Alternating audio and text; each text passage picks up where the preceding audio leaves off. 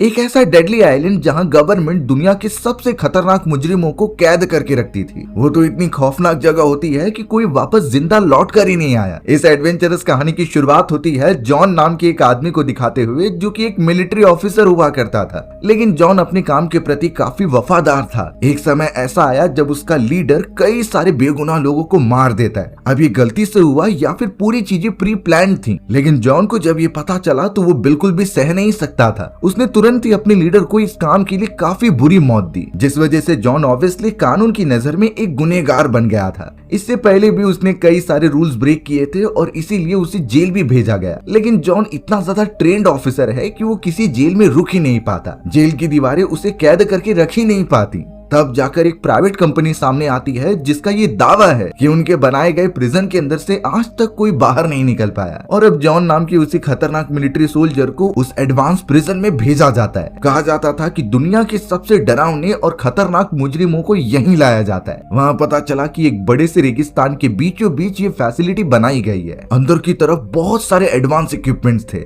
चारों तरफ से सिक्योरिटीज लगाई गई थी और ये एकदम टॉप लेवल का प्रिजन होता है। यानी यहाँ से बाहर निकलना मतलब मौत को चेतावनी देना। जॉन को जब अंदर की तरफ लाया गया तो वहाँ का एक वार्डन होता है जो सभी को अपने होलोग्राम की मदद से इंस्ट्रक्शंस दे रहा था। उस वार्डन ने तो सभी कैदियों से साफ कर दिया कि ये टॉप लेवल का प्रिजन है, चाहे कुछ भी हो जाए यहाँ से कोई बाहर नहीं निकल पाएगा। और अगर गलती से वो हो भी गया तो इतने बड़े रेगिस्तान में उसकी मृत्यु पक्की है। तो वार्डन सभी को यही वार्निंग देता है कि तुम्हें यहाँ पर रूल्स एंड रेगुलेशन से ही चलना होगा। इन्हीं चीजों के बीच हमें पता चला कि वार्डन जॉन नाम के उसी सोल्जर का बायो प्रोफाइल चेक कर रहा होता है। वार्डन जॉन की स्किल्स देखकर काफी चौंक गया, क्योंकि वो बहुत ही ज्यादा ट्रेंड ऑफिसर था। वार्डन ने तो जॉन को भी सामने बुलाया और उसे पता चला कि जॉन ने इससे पहले भी कई सारे प्रिजन को तोड़ा है। लेकिन वार्डन डैम श्योर था कि जॉन ये प्रिजन कभी ब्रेक नहीं कर पाएगा, उसके अंदर उतनी हिम्मत ही नहीं है। अब ये सारी बातचीत करके धमकी देने के बाद जॉन को एक चैम्बर में भेज दिया जाता है, जहाँ पर उसका ही एक साथी वाला कैदी रहता था। वो दूसरा कैदी जॉन के साथ ऑलरेडी काम कर चुका है। जॉन को इससे पहले काफी ज्यादा मारा गया था, इसीलिए उसकी ब्लीडिंग होती है। लेकिन कुछ देर बाद उसका साथी जॉन को एक इम्पोर्टेंट बात बताने लगा। वो कहता है कि इस प्राइवेट कंपनी की मैनेजमेंट बहुत ही खतरनाक अपराधियों को एक आइलैंड पर भेजती है। ये आइलैंड एकदम डेड सी के कोने में मौजूद था, जहाँ से आज तक कोई जिंदा वापस लौट कर नहीं आया, और जितने भी खौफनाक कैदी मौजूद हैं वो वहीं पर मिल जाएंगे। तो वो जॉन से यही प्रे करवा रहा था कि काश उन्हें इस आइलैंड पर ना भेजा जाए। जॉन भी यहाँ पर सोच में पड़ गया कि यहाँ की सिक्योरिटीज तो बहुत ही ज्यादा सख्त है, वो इस तरीके से यहाँ से बाहर नहीं निकल पाएगा।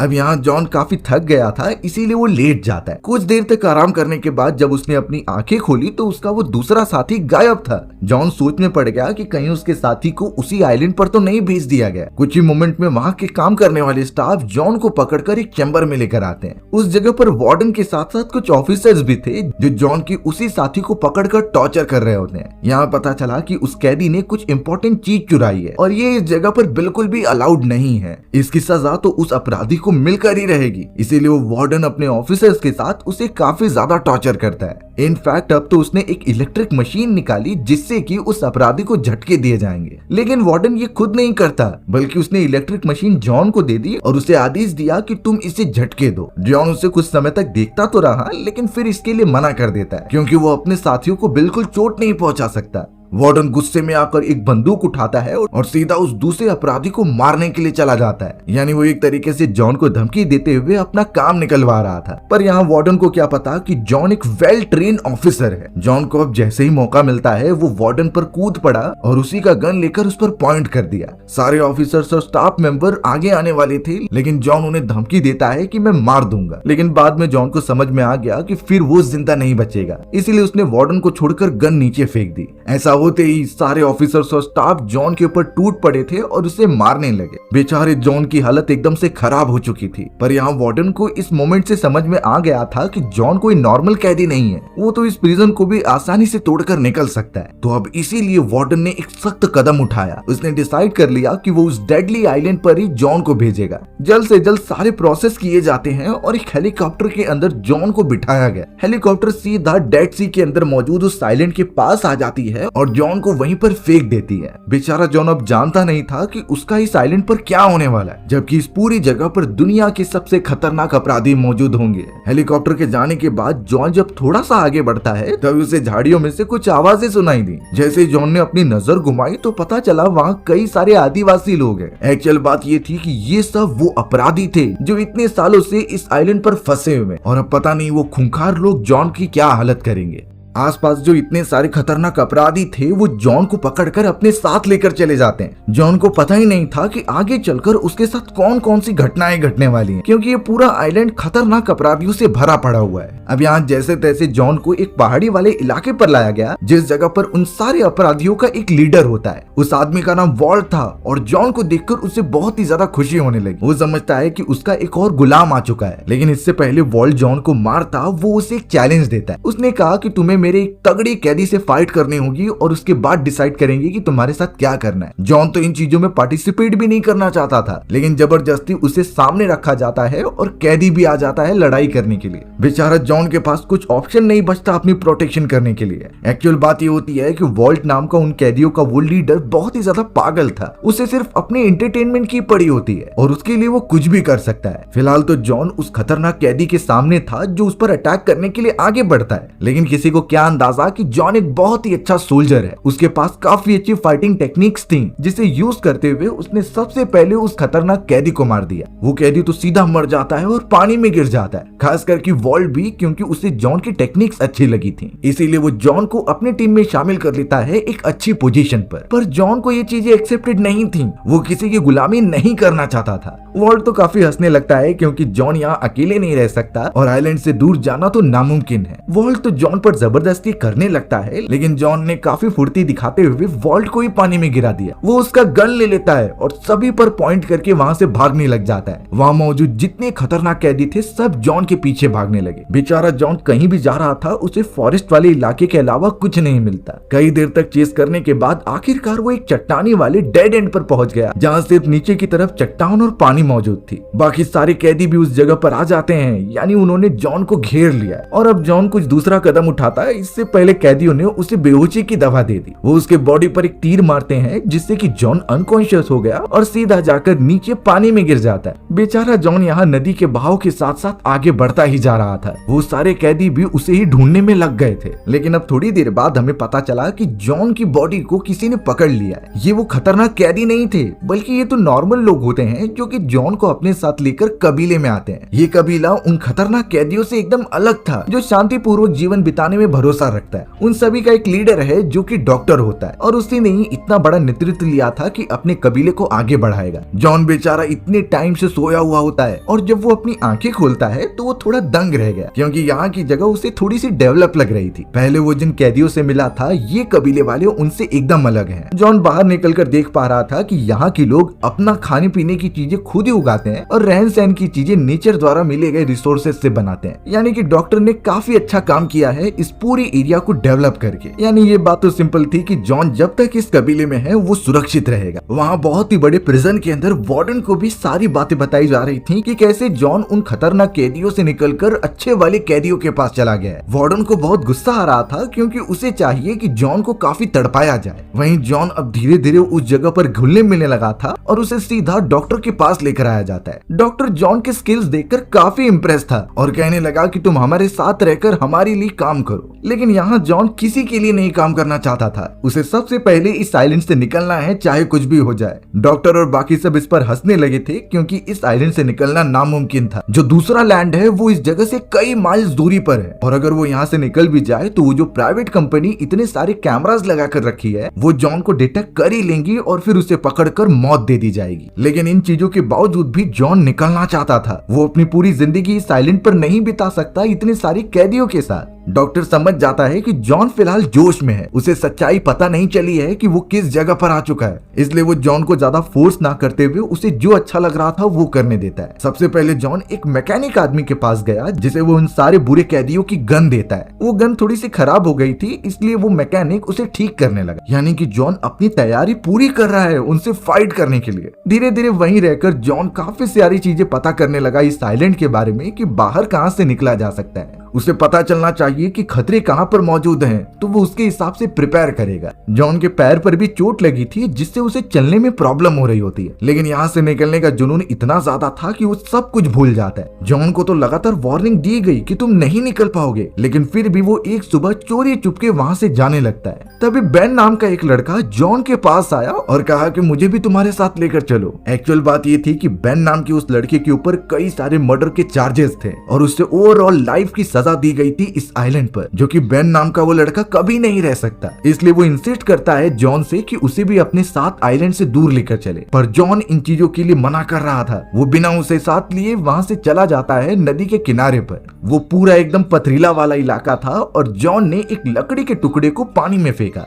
थोड़ी देर में पता चला कि लहरें इतनी ज्यादा तेज हैं कि उस लकड़ी के टुकड़े को तोड़ दे रही थी। यानी यहाँ का बहाव सच में काफी ज्यादा तेज है और इतने में पानी में उतरना मतलब मौत को चेतावनी देना होगा। जॉन जब उस जगह पर था तभी बेन भी वहाँ आ जाता है और उसे इस पूरे आइलैंड के बारे में बताता है। उसने दूसरे आइलैंड के बारे में भी बताया जो यहाँ से कई माइल दूरी पर है और जितने भी सिक्योरिटीज कैमरे थे उसकी लोकेशन का अंदाजा दिया। यानी जॉन के पास अब इनफ इन्फॉर्मेशन हो चुकी है कि उसे कहाँ कहाँ खतरा हो सकता है, लेकिन थोड़े ही समय में उसके साथ कुछ ऐसा भयानक होने वाला है जिसे कि उसने कभी सोचा भी नहीं था। अब यहाँ जॉन की भी बॉन्डिंग उन सभी लोगों से काफी अच्छी हो गई थी। देखते ही देखते वो उनसे घुलने मिलने लगा था। अब यहाँ एक रात जब जॉन अपने घाव पर मरहम पट्टी कर रहा होता है तभी उसकी नजर गई कुछ कैदियों के ऊपर जो वहाँ से फॉरेस्ट की तरफ जा रहे थे। जॉन को भी जानना था कि आखिर वो किस डायरेक्शन में बढ़ रहे हैं, इसीलिए वो भी चोरी चुपके उनके पीछे जाने लगा। लेकिन तभी डॉक्टर का एक हेल्पर होता है, वो तुरंत ही जॉन को देख ले रहा था। उसने जॉन को मना किया कि तुम हमारे पीछे बिल्कुल मत आओ, ये बहुत ही ज्यादा खतरनाक हो सकता है। जॉन को कई बार मना किया गया, तब जाकर वो मानता है और वापस चले जाता है सोने के लिए। अगले दिन सभी लोग अपना अपना काम कर रहे होते हैं और जॉन भी उसमें शामिल था, लेकिन जॉन के मन में यही चलता कि वो यहाँ से कब बाहर निकलेगा। तभी अचानक आसमान में एक हेलीकॉप्टर उड़ता हुआ दिखाई देता है जो उसी रास्ते से आगे बढ़ रहा था। जॉन एकदम देखकर चौंक गया क्योंकि उस हेलीकॉप्टर की मदद से हम यहाँ से निकल सकते हैं, लेकिन एक्चुअल बात ये थी कि इस हेलीकॉप्टर में कई सारी रिसोर्सेस और खाने पीने की चीजें होती हैं जो कि हर दिन सर्वाइवल के लिए गिराई जाती थी। जॉन तो सोचने लगा कि ये तो बहुत अच्छी बात होती है, लेकिन ट्रिक ये थी कि ये पूरा सप्लाई फॉरेस्ट के अंदर गिराया जाता है, यानी कि उन सारे खतरनाक कैदियों के पास, और वहां जाकर उनसे खाना छीनना बहुत मुश्किल काम है। इस वजह से ये सीधे साधे कैदियों को अपनी जिंदगी एकदम नॉर्मल तरीके से काटनी पड़ती है। उन्हें रिसोर्सेज के लिए नेचर और मछलियों पर डिपेंडेंट रहना पड़ता है। अब जॉन भी धीरे धीरे उस जगह पर रहने वाले लोगों की रीति रिवाज सीखने लगा था। जॉन को तो एक आदमी से भी मिलाया गया जो कई प्रकार के अल्कोहल बेवरेजेस बनाता था, यानी जितने भी लोगों को नशा करना होता वो उसी आदमी के पास आते। अब यहाँ थोड़ी देर बाद थोड़ी सी शोर सुनाई देती है जिसे सुनते हुए जॉन वहाँ चला गया। पता चलता है कि डॉक्टर और उसके साथियों ने एक ऐसे इंसान को पकड़ा है जिसने अपना काम अच्छे से नहीं किया और पहरा देते टाइम सो गया। ये बहुत ही खतरनाक सिचुएशन हो सकती थी और ऐसे आलसी लोगों को वो अपनी टीम में शामिल नहीं कर सकते,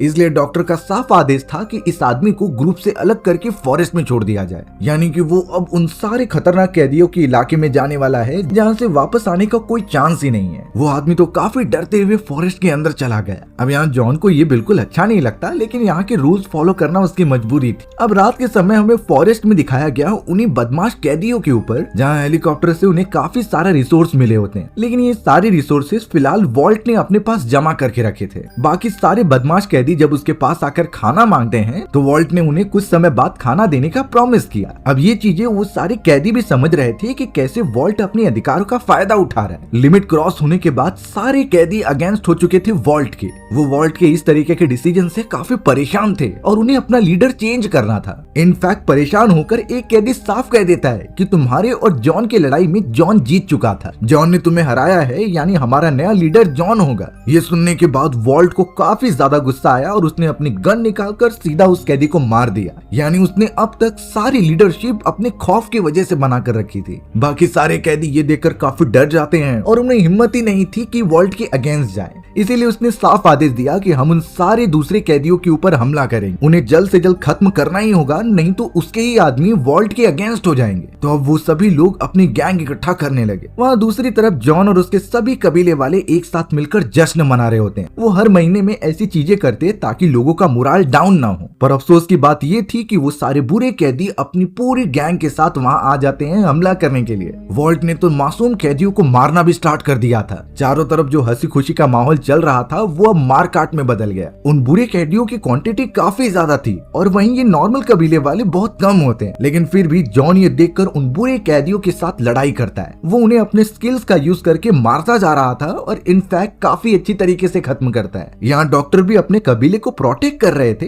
लेकिन लड़ाई के दौरान उन्हें एक चाकू लग जाता है और वो घायल हो जाते हैं। उनका हेल्पर और कई लोग डॉक्टर को एक सेफ जगह पर शिफ्ट करना चाहते थे क्योंकि वो अभी फिलहाल लड़ने की हालत में नहीं है, पर प्रॉब्लम ये हो गई कि वॉल्ट उनके सामने आ गया और डॉक्टर को और ज्यादा घायल करने लगा। लग रहा था कि शायद डॉक्टर का अंत हो जाएगा, पर यहाँ सबसे अच्छी बात हुई कि उस जगह पर जॉन आ जाता है। जॉन ने वॉल्ट को चैलेंज किया लड़ाई के लिए और अब दोनों आमने सामने थे एक दूसरे को मारने के लिए। उन दोनों में भिड़न तो होती है, लेकिन वॉल्ट तुरंत ही समझ गया कि वो जॉन से जीत नहीं सकता। जॉन के पास जो एबिलिटी और ताकत है उससे वॉल्ट जरा भी मुकाबला नहीं कर सकता। जॉन यहाँ वॉल्ट को काफी मारता है, इस वजह से वॉल्ट ने पीछे हटने का डिसाइड किया और अपने सारे ग्रुप को लेकर वहां से भाग गया।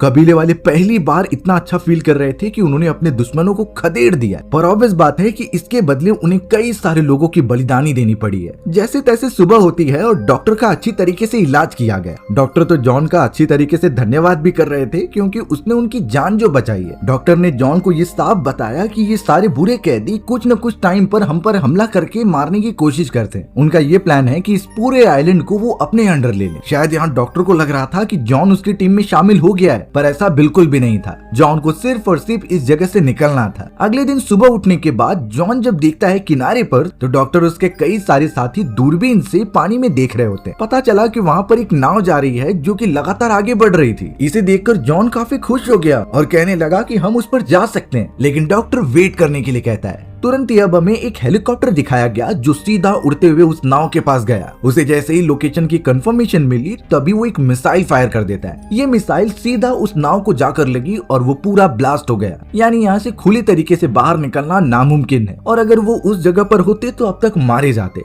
इसलिए डॉक्टर ने सिर्फ भी एक टेस्टिंग की थी कि क्या पॉसिबिलिटीज बनती हैं। यानी इससे ये क्लियर हो जाता है कि डॉक्टर उसके साथी कई टाइम से ये कोशिश कर रहे हैं कि वो बाहर निकले, लेकिन सिक्योरिटी ही इतनी ज्यादा है। अब अगर ऐसी कभी खतरनाक कंडीशन में हम फंस जाएं जहां एक आइलैंड से हमें बाहर निकलना है लेकिन कई सारी सिक्योरिटीज मौजूद हैं, अगर हम डायरेक्टली नाव लेकर भी जाएं तो भी वो हमें ढूंढ लेंगे। तो इस कंडीशन में मिलिट्री सोल्जर्स द्वारा अपनाने जाने वाली टेक्निक काफी काम आ सकती है। हमने फॉरेस्ट में कैमोफ्लेज होने के बारे में बहुत सुना है, जिसमें कि हम पेड़ पौधों के बीच में गायब हो जाते हैं और हमें कोई देख नहीं सकता। वैसे ही सेम चीज हमें पानी के अंदर करनी है उस आइलैंड से सही सलामत निकलने के लिए। सबसे पहला मेथड होता है कि हम एक बड़ा सा लकड़ी का टुकड़ा बनाएं और उसे पानी में छोड़ दें। हमें सिर्फ वो अपनी प्रोटेक्शन के लिए रखना है और उसके नीचे छुपना है पानी के अंदर। एक छोटी सी पाइप ऊपर की तरफ लगानी है ताकि आप सांस ले सको। इससे जो भी ऊपर से गुजरेगा उसे सिर्फ ये लकड़ी का टुकड़ा ही दिखेगा। आप नीचे छुपे हुए हो उसका उसे कुछ अंदाजा ही नहीं होगा। अगर लकड़ी वाला फॉर्मूला काम नहीं करता तो हमें कई सारे पेड़ पौधों के गुच्छे लेने हैं, उसे पानी में फेंक देना है और उसी तरीके से नीचे छुप जाना है। ये सोल्जर्स द्वारा अपने मिशन में अपनाई जाने वाली सबसे बेस्ट टेक्निक है कैमोफ्लेज होने की। अगर अच्छे से एक एक डिटेलिंग में प्लान किया जाए तो कोई भी आपको पास से भी पता नहीं कर सकता। याद रहे पानी में जाने से पहले हमें अपने बॉडी को भी कवर करना है ताकि ज्यादा ठंड की वजह से हम बीमार ना पड़ जाएं। लकड़ी और पेड़ पौधों को जितना हो सके पकड़ कर रखिए और आगे बढ़ाते रहिए। एक समय के बाद तो सिक्योरिटी भी उसके सामने फेल हो जाएगी। पर यहाँ जॉन जब बातचीत कर रहा था तो उसे पता चला कि डॉक्टर यहाँ पर बेकसूर है। उसे अपनी वाइफ को ओवरडोज दवा देने के जुर्म में यहाँ पर भेजा गया था, जबकि ऐसी चीज उसने कभी की ही नहीं थी। जॉन को भी कहीं न कहीं समझ में आ चुका था कि डॉक्टर बेकसूर है। इस वजह से जॉन भी प्रॉमिस करता है कि वो भी उनकी यहाँ से बाहर निकलने में मदद करेगा। डॉक्टर इसीलिए ज्यादा परेशान था क्योंकि उन्हें लगता है कि उनके ही कबीले में कोई तो खबरी मौजूद है जो उनके बाहर निकलने की लोकेशन शेयर करता है, तो उस बहरूपियों को भी ढूंढना बहुत जरूरी है। अब जॉन एक मैकेनिक के पास पहुंचा जो कि बोट बनाने का काम कर रहा था, लेकिन बोट के अंदर जो इंजन चाहिए होता है उसका एक पार्ट मिसिंग है और ये पार्ट सिर्फ और सिर्फ फॉरेस्ट में मिलेगा, यानी कि उन खतरनाक कैदियों के ग्रुप के पास। इस पार्ट के बिना बोट चालू नहीं हो सकती और इंजन नहीं बनेगा। तभी जॉन ने ये इनिशिएटिव लिया और बहुत हिम्मत जुटाकर कहा कि वो जाकर उस पार्ट को लेकर आएगा, लेकिन इसके बदले जॉन और बेन दोनों को ही बोट में बैठने दिया जाए। डॉक्टर ने ये शर्त मान ली थी और अब जॉन तैयारी करता है उस फॉरेस्ट में जाने के लिए।